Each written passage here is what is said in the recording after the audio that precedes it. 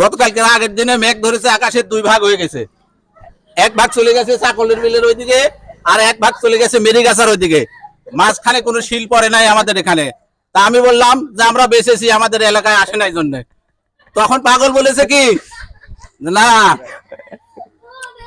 আল্লাহ দেখেছে খারাপ লোক কোন এলাকায় বেশি আছে। যে এলাকায় খারাপ লোক আছে ওই এলাকার ফসলের ক্ষতি করা যাবে, কিন্তু যে এলাকার লোক ভালো সেই এলাকার ফসল ক্ষতি করা যাবে না। তাই মেঘ 2 ভাগ করে 2 দিকে দিয়েছে। আমাদের এলাকা কোনো মেঘ বা ওই যে শিলাবৃষ্টি দেয় নাই, কারণ আমাদের এলাকার লোক ভালো, আমাদের এলাকার ফসল আল্লাহ ক্ষতি করবে না, করা যাবে না। সেই কারণে মেঘ 2 ভাগ করে দিয়েছে আল্লাহ। তাতে বোঝা যাচ্ছে আমাদের এলাকার লোক ভালো, তাই আমাদের এলাকায় রসুন ফসলও ভালো হয়েছে, বাম্পার ফসল হয়েছে রসুনে। আপাতত এই পর্যন্ত।